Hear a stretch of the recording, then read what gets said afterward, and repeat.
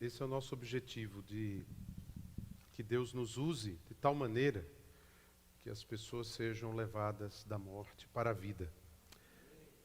E eu quero, nessa manhã, meditar com vocês no Salmo 2, por favor. Então eu pediria que você abrisse sua Bíblia no Salmo 2.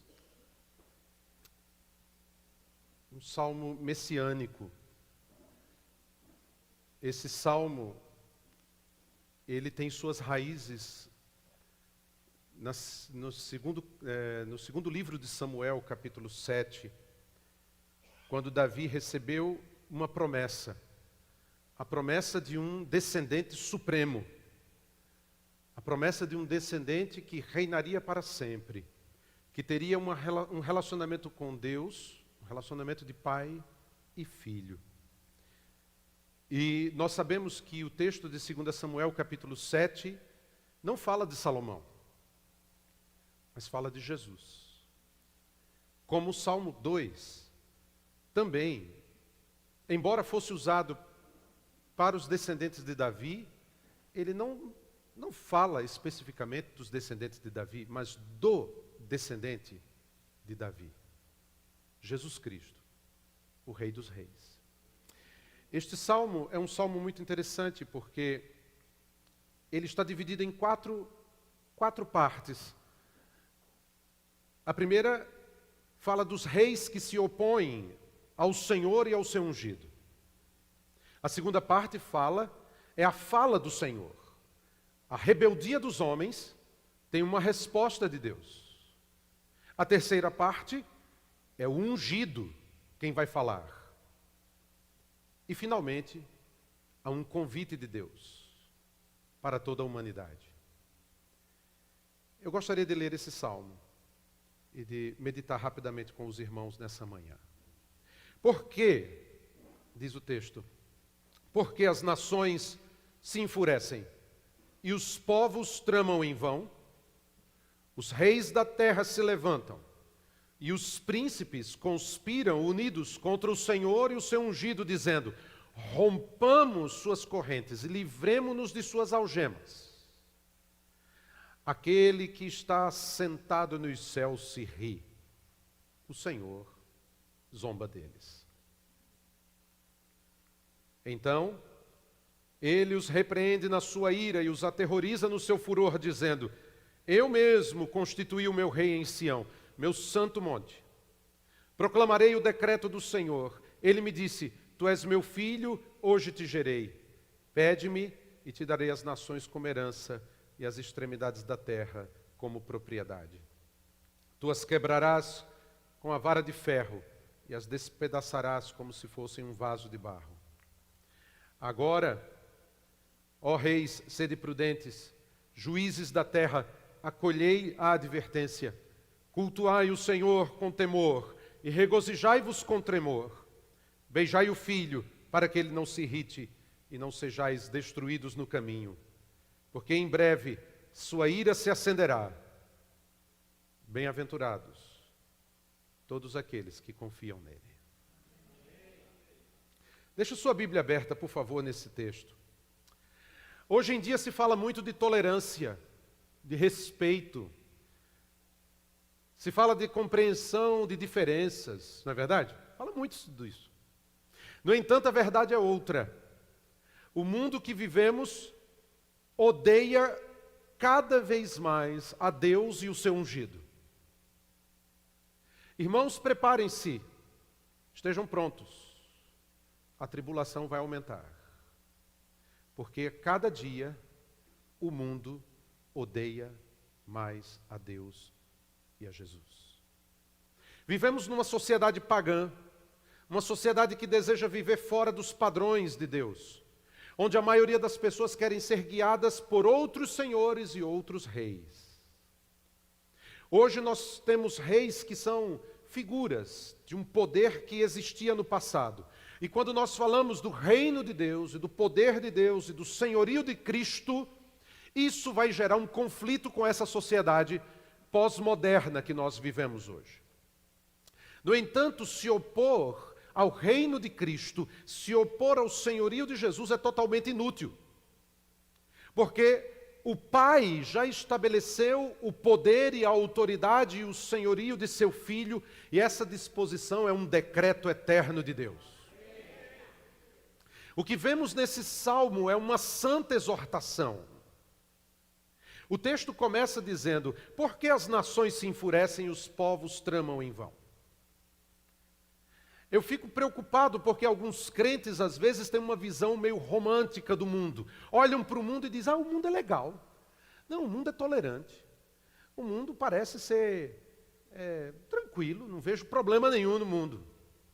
Essa visão inocente do mundo é uma visão que perdeu de vista de que este mundo jaz no maligno. E perdeu de vista também de que o ser humano, ele não é bom.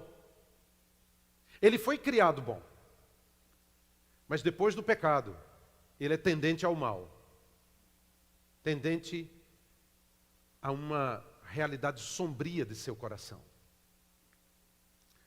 No coração humano, há uma fúria pagã, que se manifesta em vários deuses e vários senhores que são adorados pela humanidade. A humanidade hoje ela é politeísta. Ela adora Mamon, o dinheiro. Ela adora Astarte, ou Vênus, o sexo. E adora Calíope, a exposição pública. Então vivemos numa sociedade pagã. E a pergunta que surge é natural. O que provoca esse ódio no coração humano? Porque as pessoas dizem assim: eu creio em Deus. Mas quando elas são confrontadas com o Evangelho, elas rejeitam esse Deus. Por quê? Porque as nações se incitam num delírio, numa loucura contra Deus. Versos 2 e 3. Os reis da terra se levantam. Os príncipes conspiram unidos contra o Senhor e o seu ungido, dizendo: rompamos suas correntes, livremo-nos de suas algemas. O texto aqui reflete essa natureza pagã, essa rejeição pagã em admitir o governo de Deus, o reino de Deus. E aqui encontramos uma primeira verdade, que é essa aqui: não pode haver paz enquanto o Senhor e o seu ungido forem rejeitados. A inimizade contra Deus é o centro da natureza decaída humana. Todo pecado, toda maldade que nós vemos hoje em dia, reflete essa rebelião humana contra Deus. Tudo ao nosso redor, irmãos, a mídia, a internet, os meios de comunicação, as propagandas, os filmes, as músicas, tudo reflete uma rebelião contra Deus e contra a sua vontade. Tudo ao nosso redor está contra Deus. E o que Satanás faz? Ele lança o engano de que se você se sujeitar à vontade de Deus, você estará acorrentado. É isso que Satanás joga na mente de nossos jovens, de nossos adolescentes. Se você se sujeitar a Deus, se você se sujeitar ao senhorio de Cristo, na verdade você vai estar preso, você vai estar acorrentado, vai estar escravizado. Rompa as correntes, diz o diabo. A vontade humana rejeita a regra divina. Qual é a regra divina? É essa aqui. Opa. Né? Opa, vamos lá. Olha a regra divina.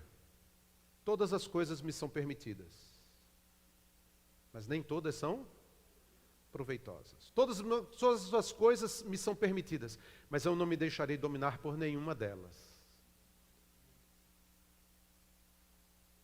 Você pode fazer qualquer coisa. Esse não é o problema. Você está pronto para arcar com as consequências? Essa é a questão. E em Cristo, no senhorio de Cristo, Ele regra a minha vida. Ele me coloca no prumo. Mas qual é o problema? O orgulho não cede à regra. Ao contrário, o orgulho guia as mentes e a razão contra Deus. E é interessante que quando Jesus estava na terra, Ele contou uma parábola. E nessa parábola, Ele disse o que a humanidade pensa dele. Não queremos que que este homem reine sobre nós. E a rebelião humana se manifesta nisso. E o diabo joga isso na mente das pessoas. Se você se sujeitar à vontade de Deus, você vai estar preso, então liberte-se. Não é a moda hoje? Seja livre. Não queremos que ele reine sobre nós. E aqui aprendemos uma segunda lição. Não há liberdade sem uma verdadeira submissão ao Evangelho. Somente quem é liberto pelo Filho de Deus pode dizer: eu sou livre. No Evangelho tem essa aparente contradição. Eu sou servo de Cristo, mas sou livre. Eu sou escravo de Deus, mas sou livre.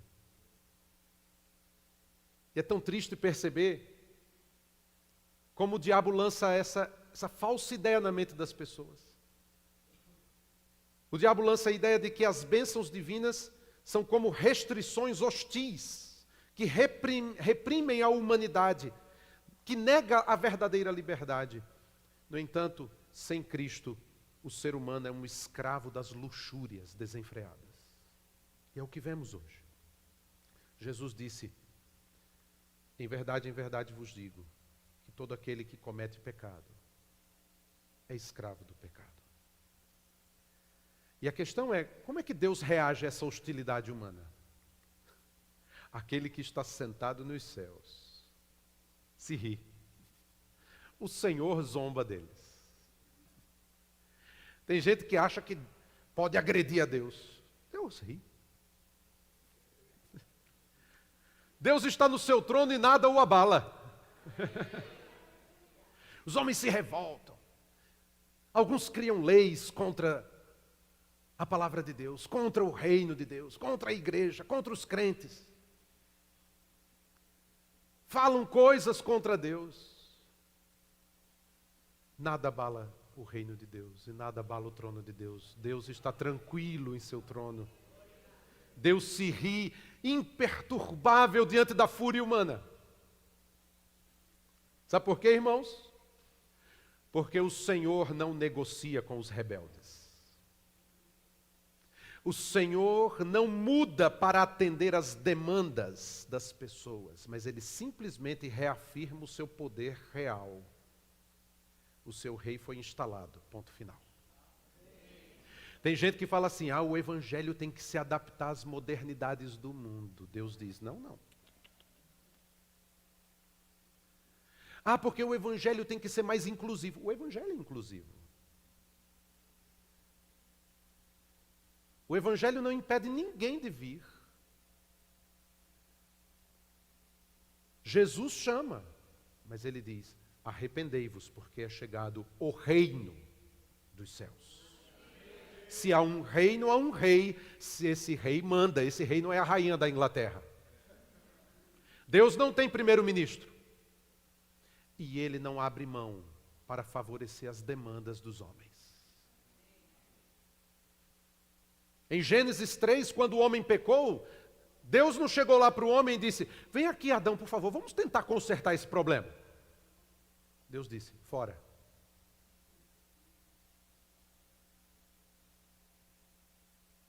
Fora. Deus é o rei da terra. Ele estabeleceu o seu ungido como rei. Então, Ele pode dizer. Então Ele os repreende na sua ira.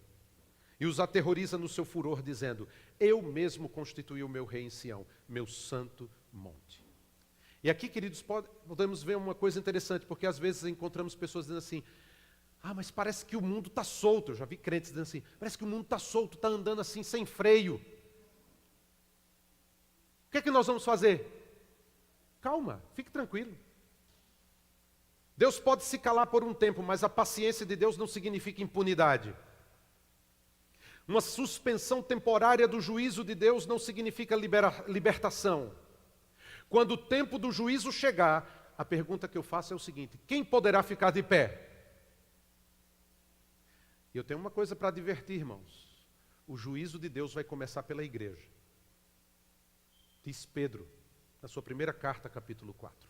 O juízo de Deus vai começar pela pela casa de Deus. E quando começar pela casa de Deus, o que será dos que vão estar fora?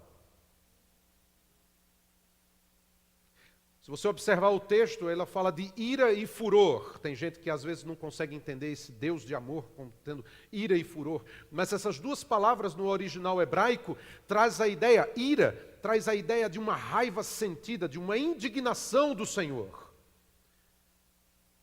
Enquanto que a outra expressão manifesta um poder ardente de seu furor contra as nações rebeldes. E quando eu olho o mundo, essa humanidade que caminha sem Deus, tudo que vemos é a manifestação do juízo divino sobre a terra. Isso me lembra, irmãos, Apocalipse.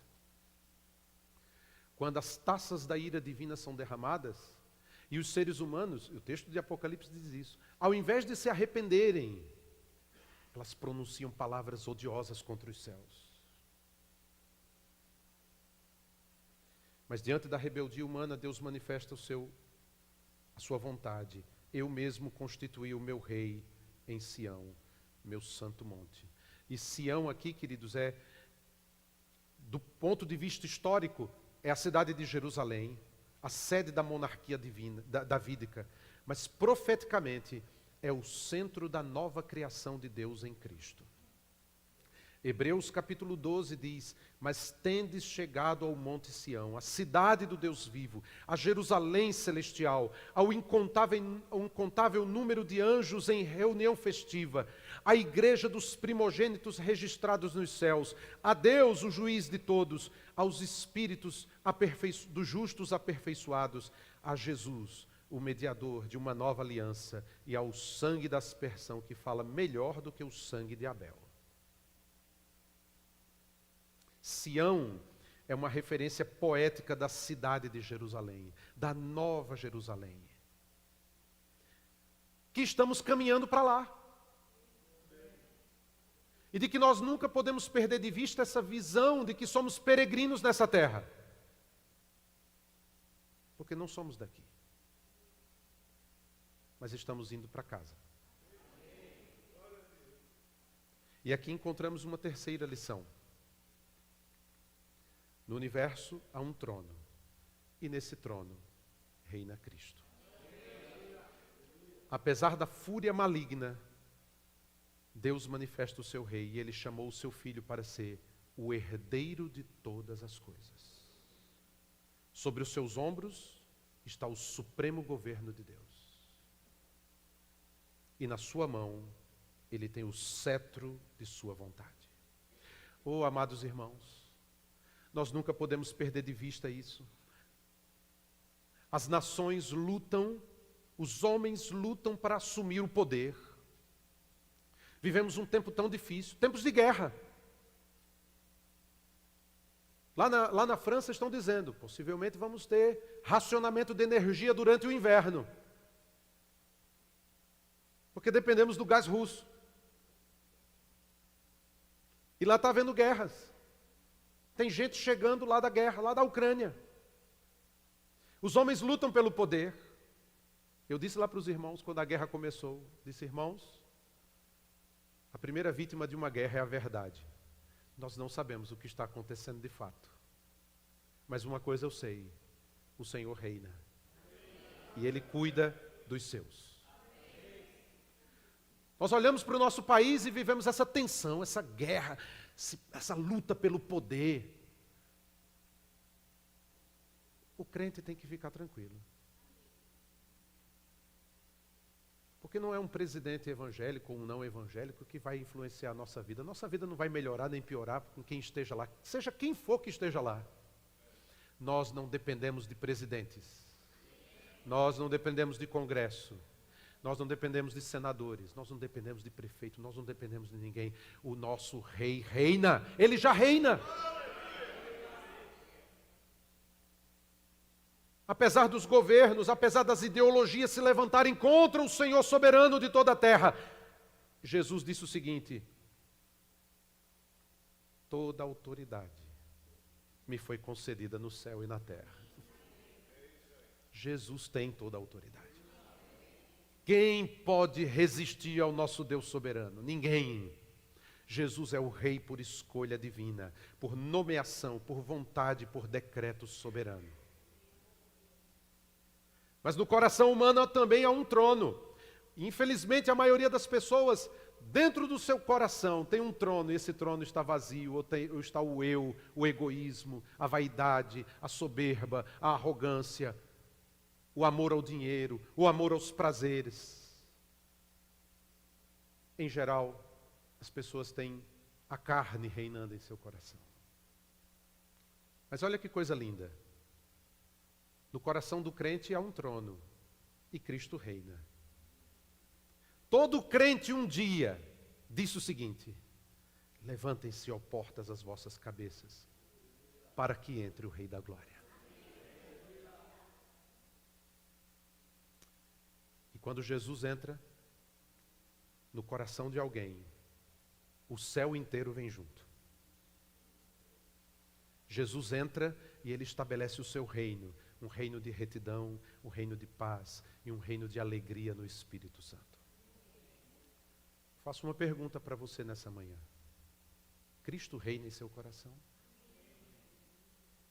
Porque às vezes muitos crentes estão na igreja, frequentam a igreja durante muito tempo, mas continuam inconvertidos. Muitas pessoas podem rejeitar o senhorio de Cristo, as nações podem se rebelar contra Ele, mas nenhuma rebelião pode mudar essa verdade. Cristo reina e um dia todos se prostrarão diante dEle. A partir do verso 7, ouvimos a voz do Filho de Deus. Proclamarei o decreto do Senhor. Ele me disse: Tu és meu filho, hoje te gerei. Na antiguidade, os soberanos, quando conquistavam outros reinos, eles chamavam os reis de vassalos, mas também chamavam de filhos. E o Senhor tinha escolhido Davi e depois os seus descendentes como seus filhos. Mas aqui ele chama o rei de Israel de filho, e sabemos, na verdade, que o Antigo Testamento é sombra do que há de vir. E nesse contexto, o filho aqui não é o filho de Davi, mas é o verdadeiro Filho de Deus. E é interessante que Pedro, quando ele vai pregar em Atos capítulo 2, ele cita esse salmo de Davi para apontar a ressurreição do Messias. E a conexão entre a proclamação e a ressurreição fica clara quando Paulo, em Atos capítulo 13, faz a mesma conexão, a qual Deus cumpriu para nós, filhos deles, ressuscitando Jesus, como também está escrito no Salmo 2, ou no segundo Salmo: Tu és meu filho, hoje te gerei. E Paulo vai dizer em Romanos capítulo 1, verso 4, com poder foi declarado Filho de Deus, segundo o Espírito de Santidade, pela ressurreição dentre os mortos, Jesus Cristo, o Filho, Jesus Cristo, nosso Senhor. Amados, que coisa linda aqui, quando olhamos esse texto, é de pensar que antes do tempo, antes do nascimento do tempo, antes de Deus dizer haja luz e houve luz, antes de qualquer coisa ser criada, os conselhos eternos de Deus já desejavam o nosso bem-estar. Na eternidade, quando Deus estava só, o Pai, o Filho e o Espírito Santo, num amor eterno entre eles pensaram a cruz. E pensaram em mim e em você.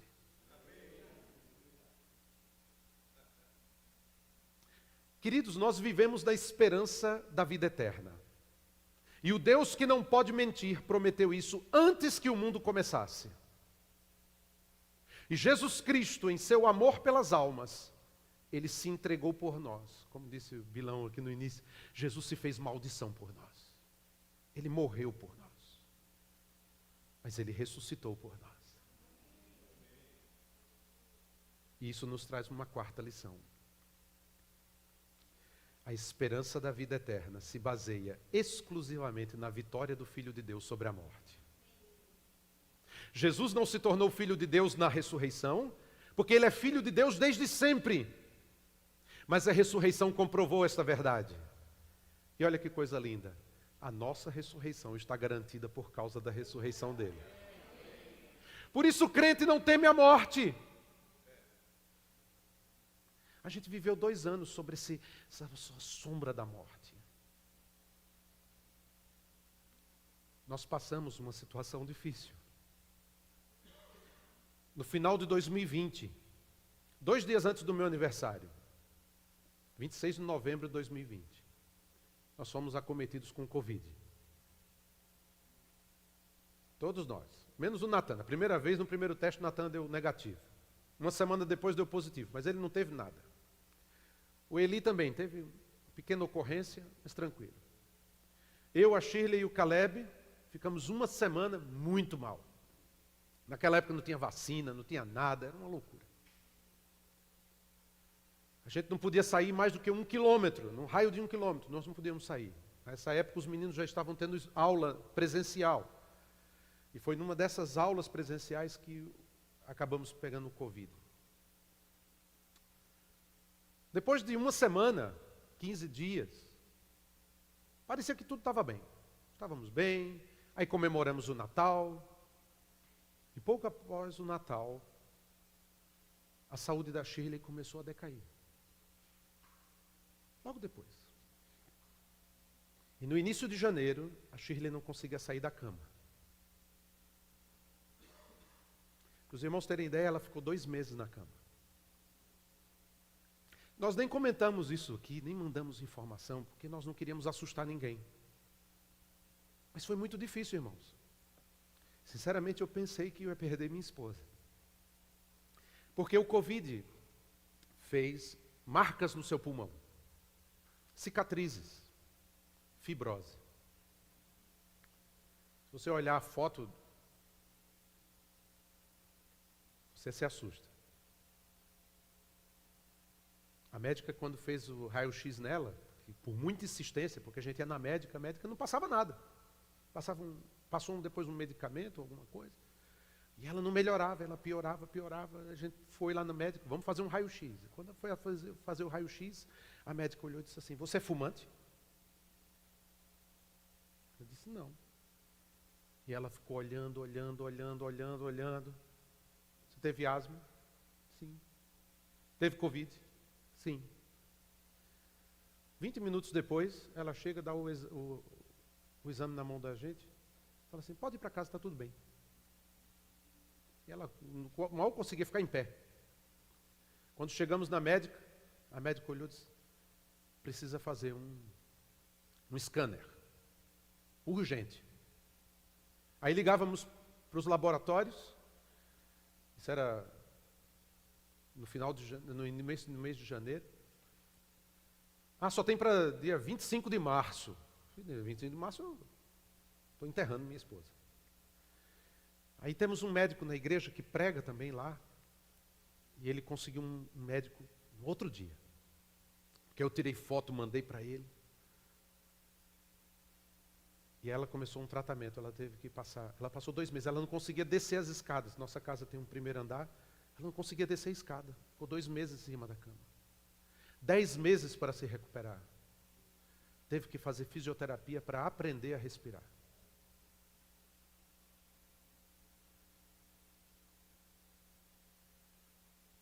Mas a nossa esperança não está no medicamento.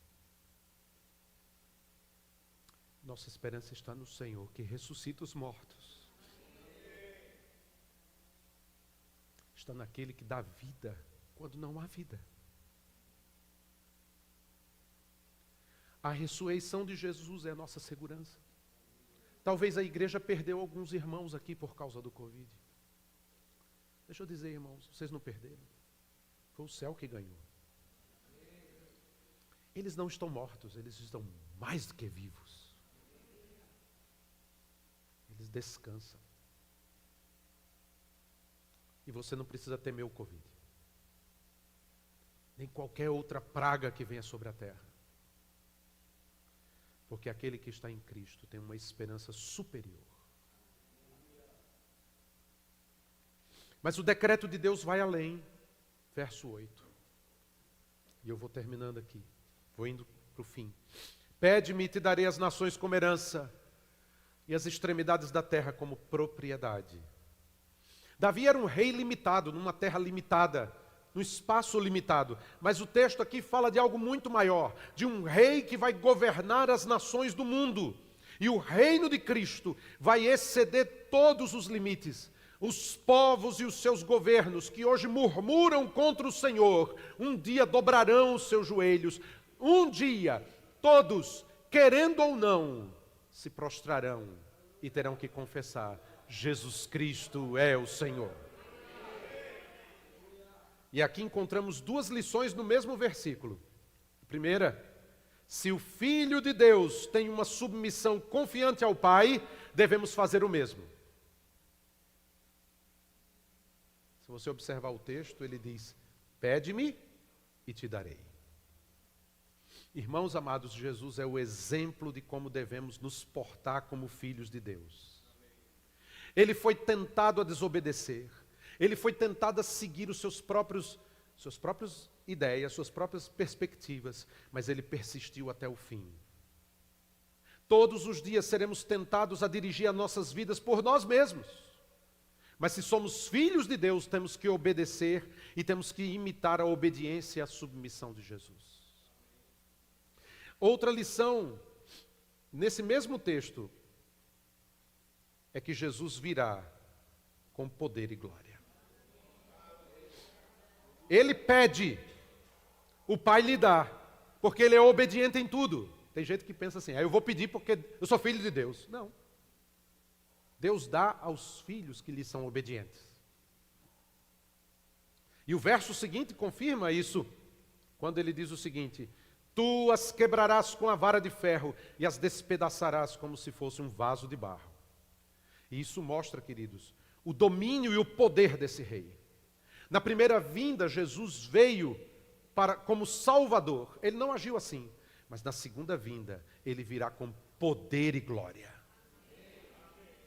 O que vemos hoje são os inimigos de Cristo manifestando ódio e oposição contra Deus, contra a palavra de Deus, contra Cristo.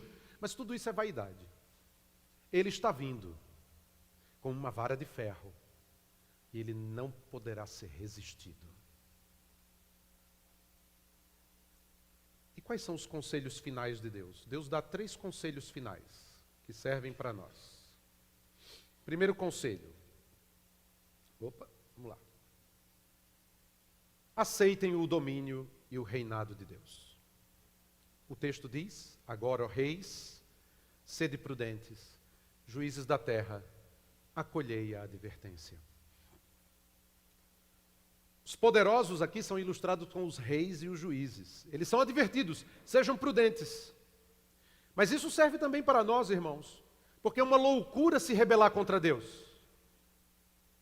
E como crentes nós temos que ter isso em mente: não haverá serviço verdadeiro sem submissão ao Filho de Deus.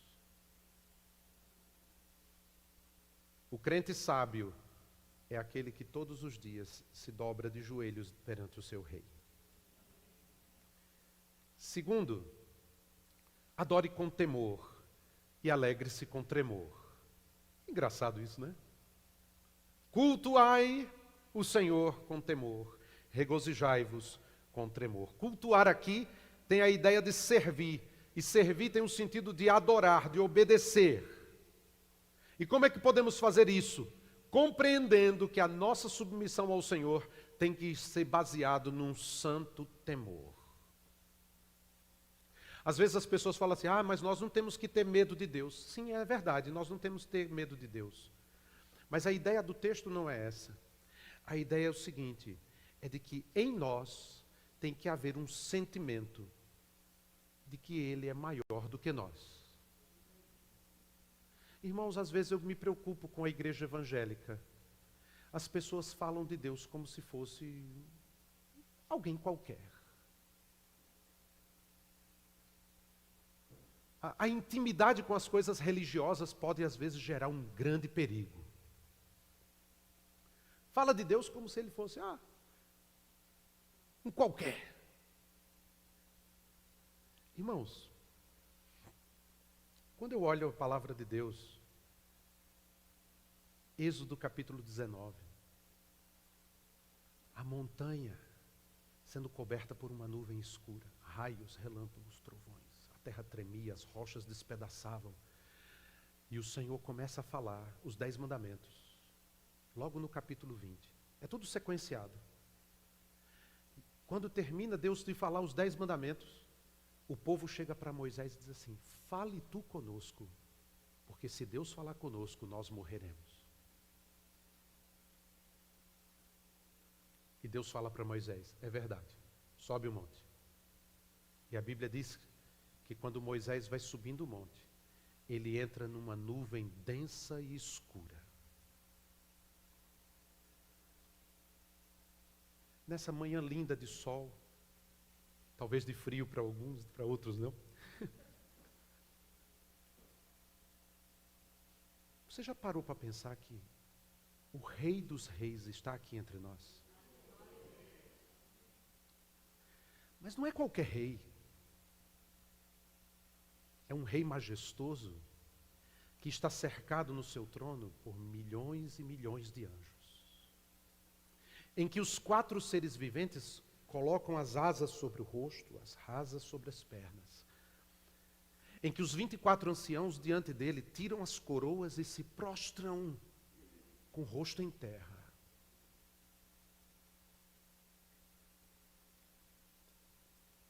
Adorar, irmãos, não é cantar. Adorar significa uma vida que agrada a Deus. E olha que conexão interessante. A alegria treme e o tremor é alegria. Eu estou alegre diante da presença desse rei. Eu me regozijo nele, mas eu me regozijo com tremor. Porque grande é o Senhor. Grande é o Senhor. E a terceira lição: reverencie sempre o filho. E o texto termina dizendo: beijai o filho, para que ele não se irrite, não sejais destruídos no caminho, porque em breve sua ira se acenderá. Bem-aventurados todos os que confiam nele. Uma tradução King James diz: rendei ao filho adoração sincera. Beijar o filho é respeitar, é mostrar um respeito a alguém que tem uma posição superior. Eu me lembro que quando ia pedir a bênção para minha avó, eu beijava a sua mão. Bênção, vó. Beijava a sua mão. É um respeito. A ideia do texto é a mesma. Somos advertidos a nos prostrar diante do Filho de Deus, porque Ele é aquele que nos amou ao ponto de morrer em nosso lugar. O justo pelos injustos, o santo pelos pecadores. Aquele que não tinha culpa nenhuma se fez culpa em nosso lugar. Aquele que não tinha maldição nenhuma, que é bendito desde sempre. Nós cantamos agora há pouco aqui. Ele levou sobre si as nossas dores. Cristo se fez maldição em nosso lugar. Agora você consegue entender que quando nós recebemos Cristo como Senhor e ouvimos a sua voz, toda a nossa maldição desaparece. E somos benditos do Senhor.